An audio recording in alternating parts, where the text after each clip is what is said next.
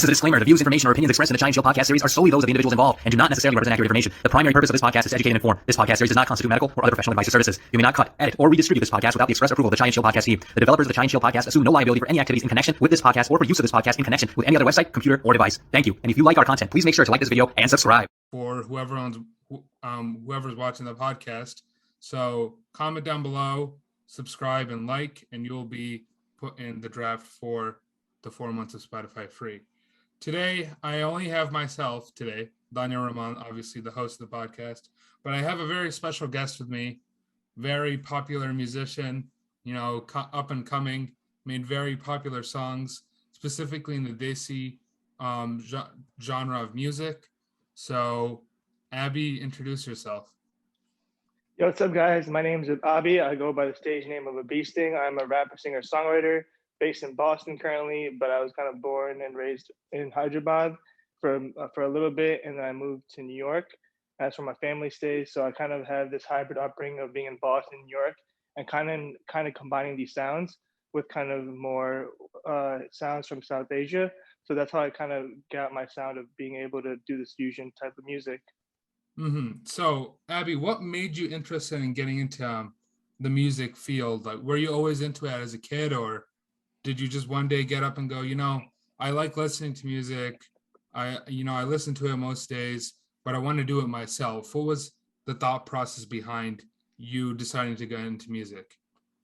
Yeah, definitely. So basically, it was just in high school, and I just picked up this Guitar Hero microphone, plugged into my laptop, and just was like fooling around with like music here and there and just spitting some like diss tracks against my friends. And then once like my friends started getting attention from the diss tracks I was making against my friends, I liked it, and I just started to put out more and more diss tracks out, and that kind of segued into making more actual songs. And then I just fell in love with the process of making the music, because back when I was 15, I used to make music out of just passion and just do it for fun. But now I take it a lot more seriously and on my production a lot more. So it's something that I just love doing since I was like in high school. Mm-hmm. So what was kind of your friends and family's acknowledgement or like idea of you going into music? Were some of them not with it? Did some of them go, all right, best wishes, I'll always support you? What was kind of going on behind the scenes with your friends and family when you were getting into music? So my friends were supportive because they were like, yo, this is pretty dope. Keep this up. But my parents were really against it. And on my 18th birthday, when I made my mixtapes to hand out to my friends, they actually broke the mixtapes and threw it in the garbage because they didn't want me to make music and go into college, because they figured if Avi goes to college and he's still making music, he's gonna get distracted from his studies. So that was kind of their mentality behind it. But at the same time, I could have easily done both. So I didn't really understand their approach to the whole breaking the mixtapes and everything. So they were always been against it. But as they seen me progress with my music, and after I graduated college, I got to fly out to London and shoot a music video over there. And that's when they saw how seriously I was taking this. And that's when they started kind of believing in me more. Yeah. So, just for enlightenment of some of our listeners, in the Desi community, music, becoming and doing music and recording and making your own tunes, it's not seen as a great thing. You know what I mean? It seems like You're wasting your life, you're wasting your potential. And even Nav, he's a popular, brown rapper, very popular. One of my favorite artists. Yep. And in an interview, he goes, my mom doesn't care that I make hit singles, I'm rich. She only cares that I have the title now of King of Brampton. And that's the thing. No one cares. I feel like a lot of the older Desi generation really doesn't care about music too much. Yeah, and I definitely agree with that. And it's how it is, but it's just how it goes. And I understand that, I can see where you're coming from when you were doing getting into music. Your parents were not with it. So what was your reaction? What about your siblings? What did they think about you getting into music? My brother, I have one sibling. He's 2 years younger than me. And my brother was just pretty chill about it. He wasn't too big on it. He just kind of did his own thing.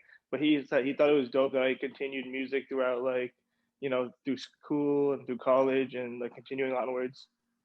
So then, when making music, stepping away from your whole background about music, and when you're making music, what is your favorite thing about what is the favorite part of making it? Oh, it's definitely finding the melody for songs. I feel like that's just something that's like really like happens in the moment. If I hear an instrumental, like in my head, I'm gonna like hum a melody or freestyle a melody. And if it's usually it's like one of the first, second, or third ones I do because it just comes to me naturally. And that's like the favorite part for me, just finding the melody to the music I make. And how long does it usually take you just finding that melody that you vibe with or that you like? Not too long, probably like maybe 5 to 10 minutes. Okay. I think I try not to overthink it. Like if it comes to me like pretty quickly, I just go with that because it's like something that I feel like comes naturally to me. So it's just I try because if I can sit there and like write a lot of melodies out, so that's why I just try to keep it simple for the melodies. All right. So then, what's the hardest thing about producing music? What do you do? What do you not like doing? Oh, it's like I guess like coming up with like I guess let's see. I guess like kind of waiting for studio time.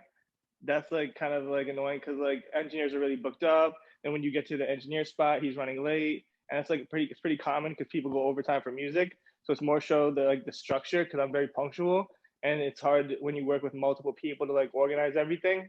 I guess that's like for me personally, that's the way I look at it is like the most frustrating part to it. So now, give us a rundown of what if you were gonna make a song or Right. you have an idea of the song. Give us a rundown of what you do, like quick, not like too elaborate, but just give us a general idea of what happens. Sure. So I'll like produce a beat on my laptop if I'm using one of my own beats. If I'm using a beat from another producer, I'll buy that beat from his production, and then I'll sit there with the song with the instrumental. I'll like let it play a couple times, hum melodies in my head, and once I find that melody that I'm like, yo, this is catchy, I want to keep this one. I'll go in and like write the verses around that melody, so that therefore the bars and the whole song kind of lines up and has a theme to it. And then after that, I'll have to like plan out my music video shoot. So I'll talk to my producer, my film crew, and to make sure everything's solid on that go, and then film the music video for it. And then I hit up my PR team, and then we just run like the marketing strategy for how we want to release a music video and slash song after that. Okay, that's interesting. So then, have you ever produced a song? You're at the last stages and you're listening to it and you go, "This is not good." Do you scrap it? What do you Yeah, exactly do? yeah, it does happen, and it's like at the end of the day, here's where I look at it. It's like I never know what's going to be my biggest song. Some songs I think that are really dope coming from me, like don't do as well as some songs that I think are mediocre coming from me. So really, you just like never know what song's going to pop off. So always the type of guy to release the music because at the end of the day, the song that I think's like not going to do that well could be doing the best song that could be the best song I release. Like no one Hmm. really knows till you release the music. So when you release music beforehand, do you like share like leaks to your friends and say, "Hey, what do you think about this?" Or do you just kind of like go, "I'm just gonna put. I don't care about any other like anyone else's opinion. I'm just gonna Yeah. post and then see." Like, what is your thought process? Do you leak it beforehand, or what do you Yeah, exactly do? it's like actually a hybrid of both things you said. So I do leak my songs to like my close friends or songs or friends that I feel like have cool music taste and to get their initial opinion. But I'm not gonna take their initial like opinions and then change my song based off that. Because at Hmm. the end of the day, like I already have like the direction for like where I want to take my song, what it should sound like, how I want the aesthetic and music video to look. And I don't want that to be influenced by other people because once you have like too many chefs in the kitchen, I feel like the pot doesn't stir right. So I just wanted to keep it pretty simple to myself because I trust my gut instinct at the end of the day. So that's just how I go about like sharing my music. So then, exactly when the people that you leak the music to, do they actually criticize it? Do they, or are they more like, "Oh yeah, this is sick," even though it's not like? Well, do they go in Yeah, on the review? yeah, yeah. That's They mostly they try to like they're mostly positive, but sometimes they'll be like, oh, I feel like you could do this more, do this. But it's like at that point when they give me like criticism, it's more of a stylistic type of criticism where it's like opinion based. So like I don't really take that into account for like straight up like oh you should change this or do that type of criticism. and there's a famous musician, big on the YouTube world, SX. I don't know if you know SX too much. He's a British like singer, and he always Okay. says that true friends are the ones that tell each other the truth, that criticize each other to a certain degree, because that's what a true friend is. Yes men aren't true friends. So do you believe do you have yes men around you, or or have you had yes men around you? Like people For that just sure, for sure. I know people that are automatically gonna say the track's good, or just like just because it's me, and that's why like I'm careful who I leak the songs out to. Because my brother's like you told me before, he's like, yo, you're sending out to your friends that are kind of yes men, like you're obviously gonna get a positive like response from them. But at the same time, like I do believe it's important to have some yes men around you because every musician is going to go through ups and downs, and during those downs, you don't want people to be like super honest with you. I believe like people that I don't know, in my personal opinion, like yes men can also be really good because at the end of the day, they're the ones that are gonna help you chase your dreams the hardest, yeah, opposed to people telling you to be realistic. Because yeah, bro, like I've heard so many people say like be realistic, and it's like bro, like if I was being realistic, like I would be chasing my dreams because the chances that we're alive right now is like 1,000,000,000,000 or something like that, and it's just like it rationally makes sense for you to do what makes you happy and to really chase your dreams because you only get like one shot at this, you know? So have you fully devoted your time to music now, or do you have a Yep. side job, or what exactly is going on with you in that Yeah. field? So I like left my job like a couple weeks ago just because I locked down a pretty big collab in LA with this Okay. LA artist, and he's pretty well known in the scene out there. So I just told my parents, I was like, look, I'm gonna take like a couple months break, probably like somewhere from 3 to 4 months. I told him I'm just gonna make music during this time. I want to be really concentrating on music, and then I'll get a job. I promise you guys, like once the 3 to 4 months is up.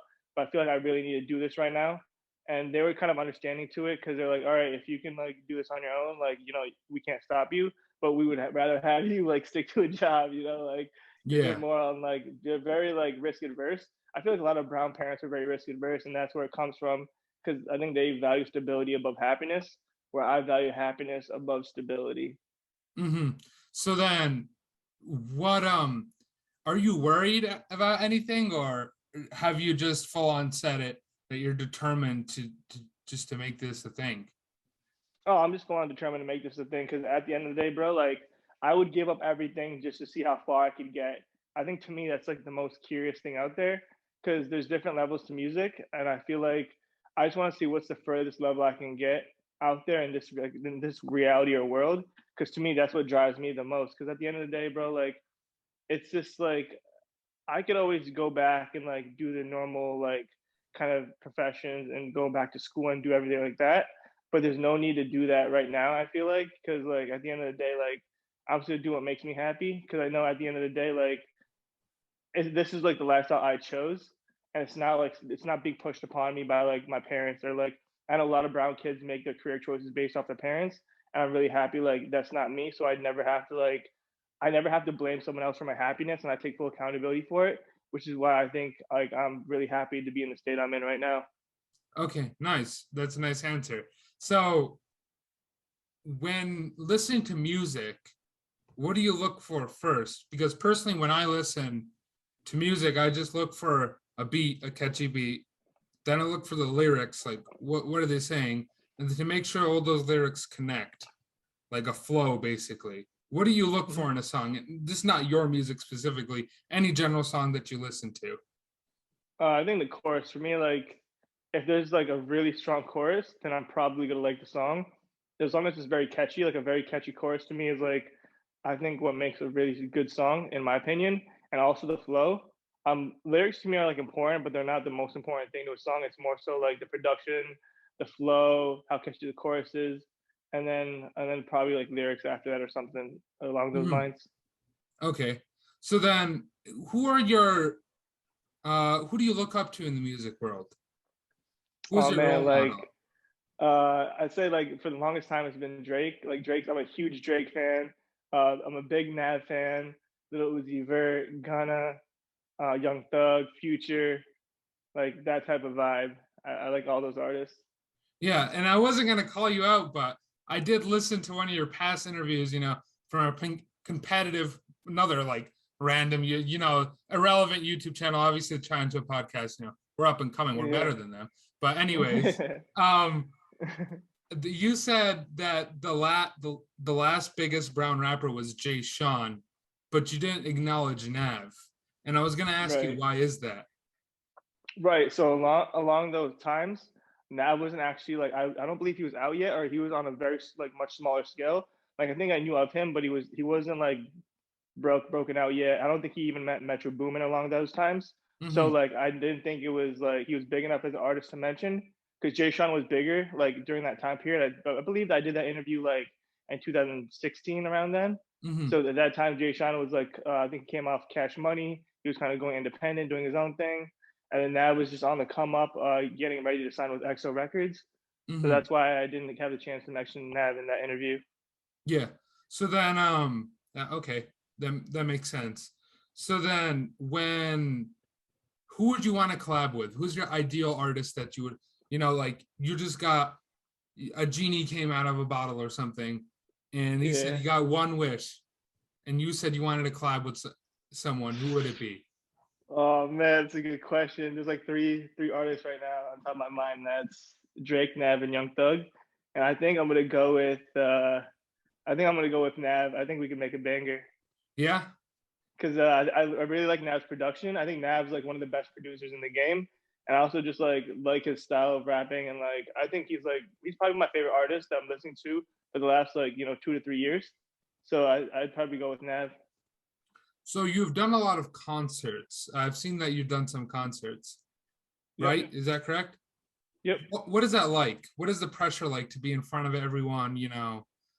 The crowd's there, you're performing. Is there like a certain environment that someone should be scared of, nervous, anxiety? What kind of goes through your head in that Yeah, I setting? mean, I always get butterflies, like no matter how big the crowd is. Like for some reason, like I think a lot of artists do. Like right before you hit the stage, you get some butterflies, being like, "Yo, like this is the moment." And then once you're on stage, though, everything's really easy to do. Like it's just easy for me to bring that energy on stage and just like whether I'm doing like dance song or more of like a kind of rap song, just bring that energy and get the crowd hyped.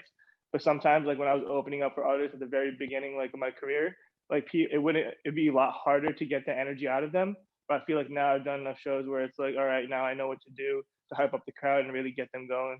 So how many concerts have you done exactly? I believe like 11. So then on the first one, how hard was it? Like you kind of were you as popular in your first concert? I'm assuming not as of right Mm, now. nah, So nowhere then, close as popular. like, how was the crowd like? Were they sitting there like, who is this guy? Or like, what was Yeah, going through your head? Like, were you, and it was your own first concert as well. So how'd you deal with that? yeah, man. I was back when I was in college, and that's when I dropped my mixtape. And so it was just like a crowd. It was filled with, I believe, Northeastern kids, Berkeley kids, and kids from other universities around the area. So it was pretty chill, man. Like they were like really supportive, and like I definitely like messed up a couple words because I was nervous during that first Yeah, performance. of But course. everyone was like super supportive, and it went like a lot better than I thought it would. So I was Yeah. happy because I was like mad nervous like for that one. So do you have any like pointers for someone that is gonna, I guess, do a concert or talk publicly in that mass of a scale of people? Yeah, just know that they're there to see you. Like at the end of the day, like they're giving you their time, so they definitely like respect you to some degree. So I wouldn't worry about it too much what, they're thinking as long as you give it your all. I think that's the most important thing and not to get sidetracked. Yeah. So what did you struggle with when first performing? What was your issue when presenting? I would just Or get like, nervous, man. I would just get butterflies in my stomach, and then I get like a little nervous where I would like maybe not enunciate my words as clearly as I could have. But I mean, I think after building like a certain repertoire with the audience, and after like that first song, you can kind of feel out the crowd's vibe. So mhm, it's like more chill after that. But I guess like the best advice I can give to someone is like just know that they're there to see you. And obviously, like, just like don't overthink it or psych yourself out yeah. before like the show itself. Just like remain calm and just like get a little hyped, and then that's it. So then you have done collabs with a couple artists. I know I'm bouncing around at Oh, of all course. these with all these topics with Abby, but I think this is the best way to do it. So you've collabed with a lot of artists. One, those of being a couple of them I know and that I've looked up. Rackstar being one of them was pretty big, and then Neil, who's another up and coming guy, which Neil is really good in his own respect. I've listened to a couple of his songs and they're really good. And so, Definitely. how did you end up meeting those two people? And was there any, were they bigger than you at the time? Both of them? Yep. Or Yep. so, Exactly. was there any pressure when, making music with them? Yeah, I feel like for Rockstar there definitely was because I just graduated college and I was sending out emails every single day to like artist managers, record labels, or anyone in the music scene itself. And one of my friends told me like, "Yo, like there's an artist named Rackstar in the UK. You should check him out." So I checked out Rackstar's music, and I was like, "Yo, this guy has bars. I would love to collaborate with him." But he was a way bigger artist than I was at the time. So I actually initially said, I'm gonna ask for another artist on his label. So I asked for a different artist on his label if I could collaborate with them, and I got a response back. And then I was super happy. And then I was like, "Yo, actually, could I please collaborate with Rackstar? He's actually like one of my favorite like rappers I've been listening to at the moment." And the label said, "That's fine with us. If you want to collaborate with Rockstar, we can try to make that happen." And I told him, I'm already flying to London over the summer. Like my vision is to kind of record the song here. He records it over there, and I fly to London. We shoot the music video. So that's how like the whole collab came about with the Rockstar situation. Hmm. And it was like one of the best days of my life shooting in London. Like it seemed like a dream come true because like I feel like these opportunities don't happen that often. So that was like the first music video that helped me like really get traction, kind of put me on the map. And then I figured from there, like I just kind of the way I met Neil was really funny actually. So we have the first song we did is called Nights in Babylon, and the first time me and Neil met was outside of Babylon Hookah Lounge, which was the Okay. venue where we like performed the song, and we like knew of each other, but we never really said hey what's up to each other then. And then I just kind of reached out to him when I was in New York City, and then we just kind of met, and we just became boys. Like Neil's a homie, like we're close friends now. So like it's dope to see another artist like him, prosper in music and he's doing his thing and he's getting a lot more gigs on like kind of around the New York area. So it's dope. That's how I met Neil, and it's dope to have a friend like him. Yeah, that's a nice story. So then you mentioned when you're ending college, you're sending a lot of emails out. Yep. What was going through your head? Like how I don't want to say desperate, or how much did you want something to occur? Like Oh, someone to so message you bad. back. I was so desperate. Like I was shooting out emails every single day, just waiting for a single response. And like I eventually shot so many emails out. Like I eventually got a couple responses back, and then it just kind of worked out through there with the whole Rapstar situation. And then his managers kind of started managing me on the side, and that's how I started getting more opportunities for shows and to get more collaborations and like kind of go through that way. So then, are you still in contact with Rex, or do you still talk with him, or? On the occasion, like I talk to him on the occasion, but we don't talk like that often. So that Raxar, he hasn't really produced anything lately. Do you know what's going on with him exactly, or no? Yeah, I think so. I believe I don't want to like speak on Yeah. behalf of his management, but like I believe when I talked to his manager, they were just like kind of waiting for like COVID situation to figure out what's going on Okay. with that. Yeah. Because like there's no point in dropping a lot of tracks if you can't Hmm. perform. Because Yeah. I think that's what every artist has been doing, just kind of Yeah. like holding off on tracks, waiting for like to see how the COVID situation plays out, and if concerts are opening again, people are going to start flooding the market with more music because they can start touring and making money off that music. So, how did COVID affect your music? Did it make it better, or did it make it worse, or? Because I feel like Yeah, COVID worked differently for everyone. Some people prospered in it by focusing on themselves more and understanding who they are and practicing their trade, or people just crumbled under, pressure, which is understandable as well. How did that affect yeah. you exactly? COVID took a big hit on my mental game. I feel like bro, like COVID, like during quarantine was like definitely one of the worst times of my life, just because like I felt like I was trapped like in my house all the day, doing the same, going to work like at my desk like 9 to 5, doing the same thing every single day. And my mental and like I am a very extroverted person, so I love talking to people. So for me, it was kind of like, yo, this situation kind of sucks. But like I still like kept music on this like next to me, and I kept like use that to be my motivation to kind of come up with new production, new lyrics, and just new concept ideas. So I definitely like her and helped me. I feel like going through that whole process. So then, you have made many songs. You can check out Abby's songs on YouTube, on Spotify, and are you on Apple Music as well, or? Yep. So you can check them out on the bigger platforms, YouTube, Spotify, and Apple Music. Check out some of his songs. They're all pretty good. I've told Abby in private that a lot of the production and the whole song, it seems like you put time into it, and you can clearly see that when listening to it as well. It's not like a SoundCloud track that took him like 2 days to make. I can tell you that for a fact. So out of all the songs you made, which one is your favorite? Probably As of Now, Nights in Babylon. Yeah. Is that your... featuring Neil? It's Yeah. yeah, it's like the first song me and Neil did. I feel like I like was very vulnerable in that song, and also I came in with like a new flow, and Yeah. probably my one of my best flows I ever spent on the track. So I feel like I like that song. I love the chorus. I love what Neil added to the song. And like Babylon Hookah Lounge is one of my favorite venues in New York City. So it was like just a blessing to even shoot there.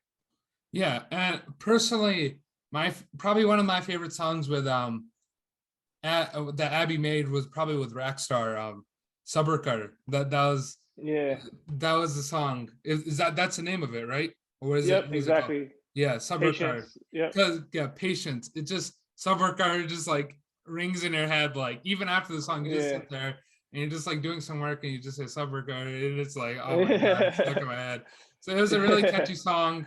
Very well produced, and Rackstar, hit it hard on that track, and obviously Abby did the same. So it was a very, very good song. I think honestly, out of all the music Abby's produced, that in my personal opinion is probably one of his better songs. So even though it's so when you first got the collab with Rackstar, were you like, did you feel like you finally broke a barrier within music? Yeah, I feel like it was kind of crazy to have.